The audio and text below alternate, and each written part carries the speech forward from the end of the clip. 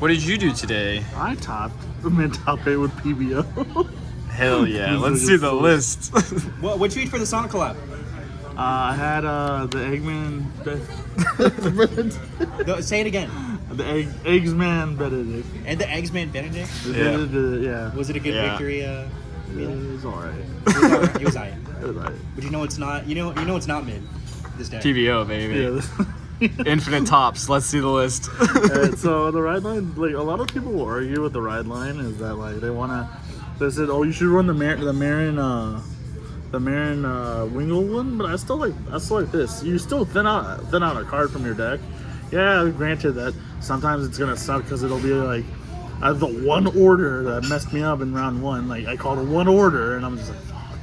But like outside of that, like I mean, it didn't really do much. How many times have you missed the Blaster Dart? Once, and that was in round 1 against Strand. Oh, okay. And that was the only time I missed. Yeah. So we run this, we run Javelin, we run Blaster Dart, we run PBO instead of PB, obviously. Yeah. But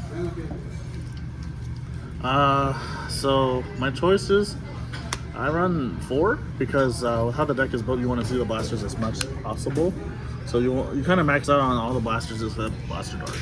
Yeah, just for names. Yeah, because like I mean, on grade 2 you see 13k attackers, kind of nice. So, Yeah. So with 13, 10, 20, 25, or like 20 or 30 because of the column is insane. Yeah. So this is literally just pitch fodder at this point. You just throw it away. Yeah. Then like you get it back with what's his face, Drilling Angel. Yeah. 3 Persona. Nice. Because again, like Persona writing is very important in this deck. So that's why we also run 1 Grail, because like if you don't Persona ride, you might as well shake your opponent's hand, because like Why don't you run 4 copies? because one's in the ride deck. Oh, okay. Well, that's so smart. I'm glad we're keeping that in. That's so smart. But yeah, if you don't Persona ride, like you do kind of struggle a bit. Yeah. For those who don't know, like on attack, you eat 2 units, call Blaster Dark from the soul to drop zone, and they both get +10. And if you have Phantom Blaster Dragon in the soul, he gets a crit. That's basically all he does. Nice. Grade 2s, so we're running 3 in the main. Originally I wasn't running her, and I was running the guy like Gio Ringo or whatever, the one that Soul Blast grabs something from the drop zone if you only have 1 clan. Mm-hmm. But after some test games, he was just a dead card most of the time, so you kind of have to run the main for like draw power and stuff, and then just kind of dig through your deck. Yeah, it's an equalizer. Yeah.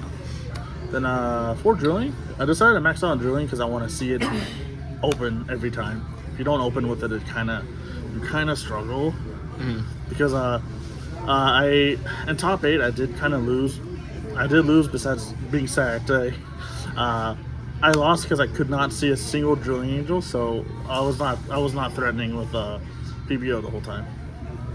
I've seen some lists only run 3, but I decided to max out on her because again, you wanna see her early as well, because your grade 2 game is probably very important, especially with all the strat decks coming out.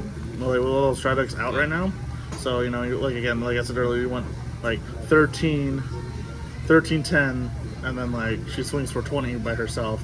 But if you have a Blaster Javelin behind her, it's a 30 column. Yeah, want to keep the pressure on. This is both the most important card, but also I feel like the most useless card at the same time, because like if you go first, she's kind of a dead card.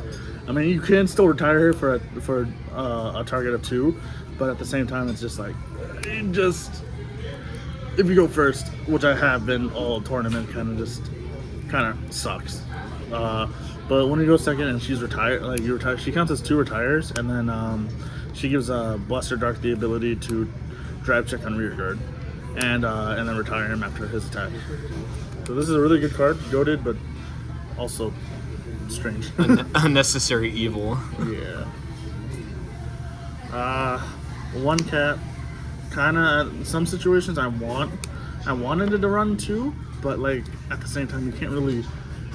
I don't think you can justify 2 because like because you can only activate it once, because you can remove full bow and javelin, but then you need Blaster Dark and like PBO. Yeah, Blaster Dart being necessary makes multiple cat not make sense. So 3 Javelin because it's a blaster name for Emmeline, and it's a 10k booster and an attacker.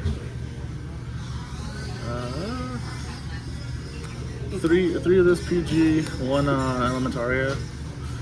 So you can honestly still run any PG. The reason why this was in here was because I was running Dia Ringo so I can grab her to help me defend some more, but at the same time it was just like she just kind of like she's a shadow paladin in the end of the day. So Yeah. this card is also very interesting.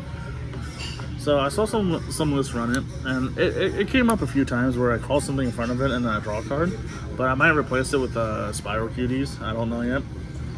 But you know, so you place something in front of him, counterblast 1, draw a card, and then so sometimes if you already have him on the board and you haven't, like, the grade 2 isn't retired from earlier, you can like swing, retire 2 units, call Blaster Dark, and then you can counterblast 1 if you have the available counterblast to draw a card.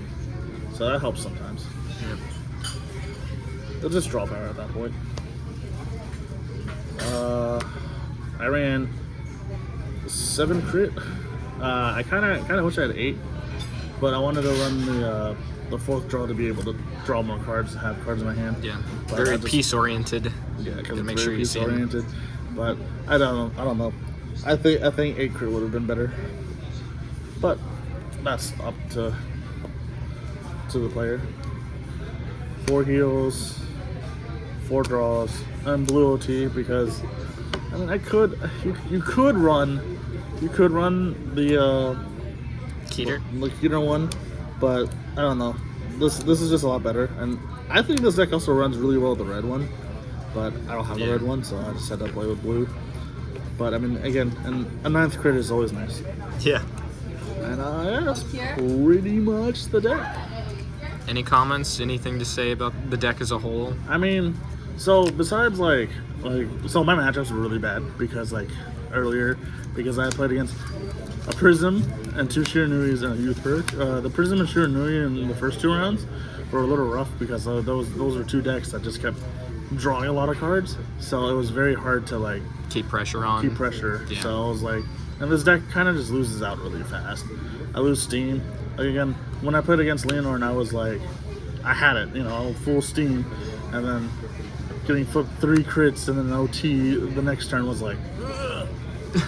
But this deck's fun. I mean, obviously, you can bring it to a local and just have fun, but if you bring it to a tournament, maybe make some more changes to it, like spirals. But overall, I mean, that's basically it. All right. Thanks for the deck profile, man. Yeah, no problem.